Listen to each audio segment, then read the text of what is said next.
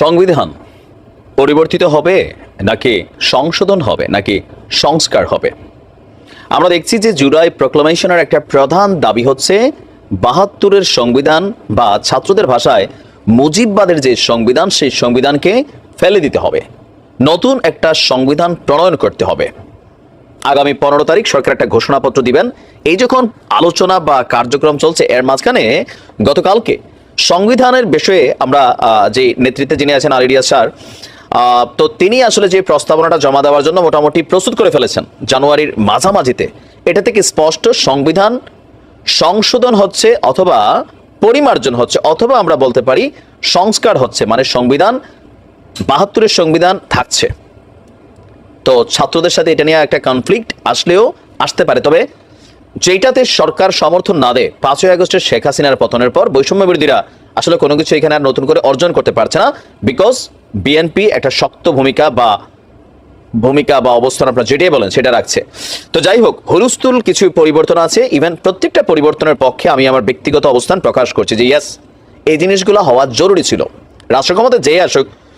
তো বলা হচ্ছে যে সংবিধানের ইস্যুতে প্রায় ৫৪,০০০ মতামত সরকার নিয়েছে। ৫৪,০০০ পড়ছে কিনা সবগুলা আপনি চিন্তা করেন, তবে পড়ছে, যেহেতু একটা লম্বা সময় নিয়েছে। ইভেন ১২০টি দেশের সংবিধানকে সামনে রাখা হয়েছিল, আলোচনা করা হয়েছিল, পর্যালোচনা করা হয়েছিল।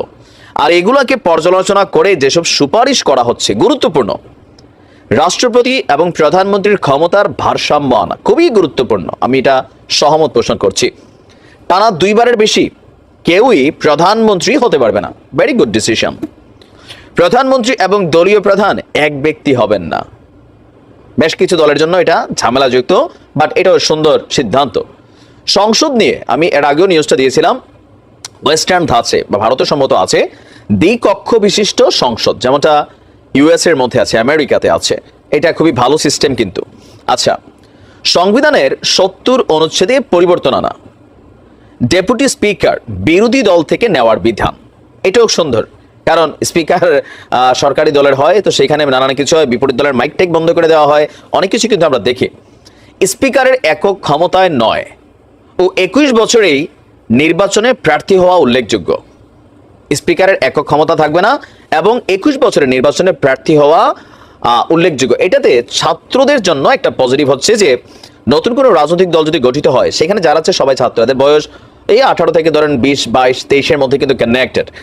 কিছু যারা সিনিয়র আছেন তারা হয়তো একটু বেশি হতে পারেন। তো এই ক্ষেত্রে ২১ বছরের যে ছেলেটা আছে, সে চাইলে একজন সংসদ প্রার্থী হিসাবে, সদস্য হিসাবে সে নির্বাচনে যেতে পারবে। আলিরিয়া স্যার বলছেন বিভিন্ন পক্ষের প্রস্তাবনা এবং ১২০টি দেশের সংবিধান পর্যালোচনা করে প্রস্তুত করা হয়েছে সংস্কার প্রস্তাবনা। পুনর্লিখন না হলেও কার্যকর সংস্কারের মাধ্যমে জন আকাঙ্ক্ষা বাস্তবায়ন করা সম্ভব। তার মানে ছাত্রদের যে সংবিধান ইস্যুটা, সেটা সরকার প্রায়োরিটিতে নেয়নি। ছাত্রদের দাবি দেওয়া সংবিধান ইস্যুতে যত বক্তব্য দেখ, মাঠ কাঁপানো, গরম করা, বাট সরকারে যারা আছেন তাদের সিদ্ধান্তগুলো জরুরি। আচ্ছা, তিনি বলছেন যে গণতান্ত্রিক আকাঙ্ক্ষার প্রতিফলন ঘটাতে হবে, জবাবদিহির ব্যবস্থা করতে হবে। সেই লক্ষ্যকে সামনে রেখে অংশীজনদের একটা বড় অংশ কথা বলছেন, তাদের আকাঙ্ক্ষা এবং চিন্তাগুলোকে সমন্বয় করার চেষ্টা করেছি। সেই আলোকে এই যে সিদ্ধান্তগুলো আছে সেগুলো আপনার সামনে আসতে যাচ্ছে। তো সংস্কার নাকি পরিবর্তন, প্রথমত আপনি কোনটা চান? আর যদি সংস্কারের ইস্যু আসে, তাহলে যে সংস্কারগুলো আছে সেগুলোর ব্যাপারে আপনার মন্তব্য কি? বড় ধরনের একটা গ্যাঞ্জাম কিন্তু সরকারের সাথে ছাত্রদের লাইগা যাবে, তবে কতক্ষণ টিকা থাকবে লাইগা গিয়া সেটা হচ্ছে কথা। কারণ সরকারের এই সিদ্ধান্তকে রাজনৈতিক দলগুলো সমর্থন করবে, এটা বাস্তবতা। সময় বলে দিবে। ভালো থাকবে।